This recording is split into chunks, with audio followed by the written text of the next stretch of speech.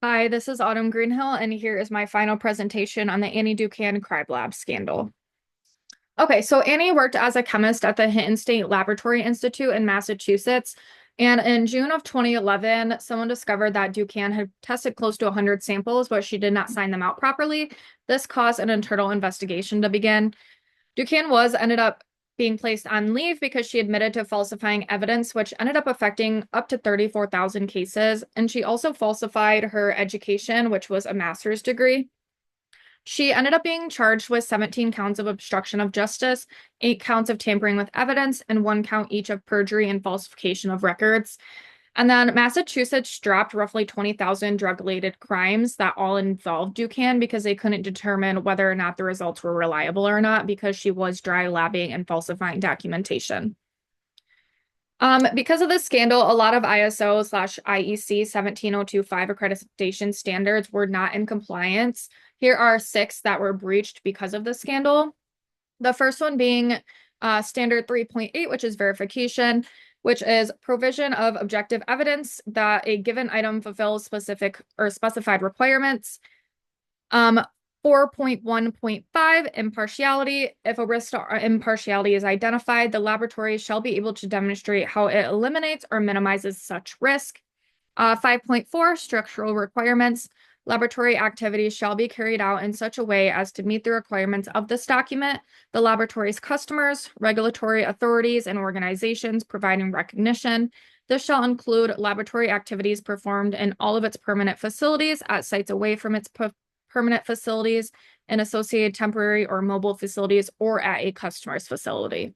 The next one is 6.2.1, which is research requirements. All personnel of the laboratory, either internal or external, that could influence the laboratory's activities shall act impartially, be competent, and work in accordance with the laboratory's management system. The next one is 7.2.1.1, which is selection, verification, and validation of methods. The laboratory shall use appropriate methods and procedures for all laboratory activities and where appropriate for evaluation of the measurement uncertainty, and as well as statistical techniques for analysis of data. The sixth one is 7.8.1.1, which is reporting of results. The results shall be reviewed and authorized prior to release. Each of these are extremely important within a forensic lab, and they all need to be followed. Next, we're going to discuss how these standards were breached because of this case.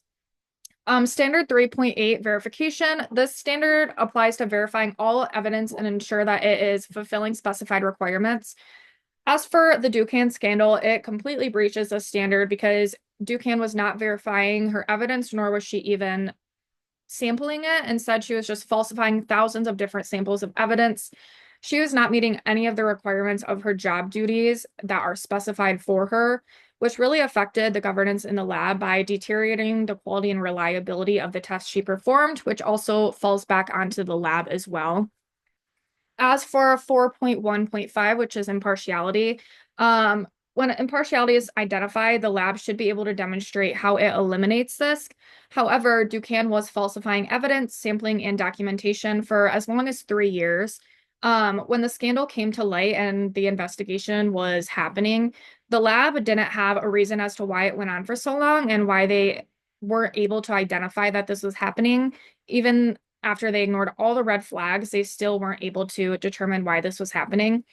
Some of the red flags were that Dookhan was testing 5 times the normal amount of samples. Colleagues had said that they never seen her in front of a microscope and other additional things.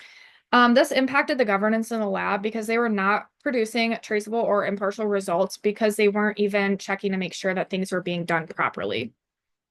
Standard 5.4 structural requirements. This identifies that laboratory activities shall be carried out in a way that meets the requirements for the task and the organization. The Dookhan scandal breached this because she was not performing any of the activities that met the requirements for the task. She was dry labbing results, not actually testing samples, falsifying documentation. And this really affected the governance of the lab because it ruined its reputation and the integrity of the lab, causing the lab to get shut down. And when this happens, especially because it reached so many different cases, it can be really hard for a lab to regain the required accreditation and certifications because they let this go on for so long and so many standards were breached.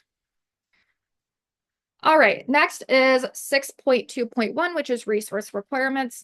Again, that the standard states that all the personnel within a laboratory should act impartially, be competent, and work in accordance with the management system. Dookhan's dry labbing and falsifying documentation does not align with any of this. Obviously, that is something that goes along or goes wrong with all of the standards, and it's not acting impartially.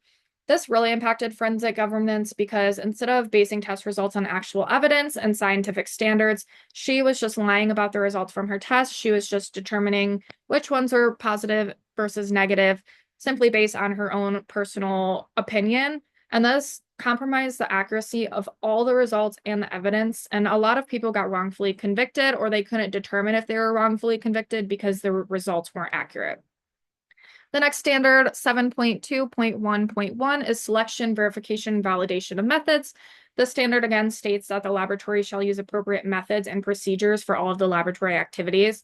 As we discussed, Dookhan was performing her duties. She is required to test each sample to determine whether the sample was positive or negative for a specific drug. And she was breaching the standard by not testing the samples at all and instead randomly saying which samples were positive or negative. Instead of testing the samples, she just used her own personal opinions to determine what she wanted the results to be. The governance in the Hinton lab was affected because this compromised the reliability and trustworthiness of the lab, causing them to get shut down. The last standard is 7.8.1.1, reporting of results. This states that results shall be reviewed and authorized prior to release. This standard was breached because none of Dookhan's results within those 3 years that she was dry labbing were being reviewed or authorized. She was simply just making up the results. This compromised governance in the lab because the samples were not being tested, but also the supervisors were notified that Dookhan was submitting a very high number of samples each month, roughly 5 times more than a normal person. But nothing was done to review her work. They just continued to allow her to process that many samples. And this really ruined the lab's reputation and their governance because there was a lack of quality assurance and quality control. There was no one checking in on that to ensure that this wasn't actually happening and that things were being done properly. And the lab ended up facing legal consequences, and it cost the state a whole lot of money because of all the legal allegations. And then here are the references that I used for my project.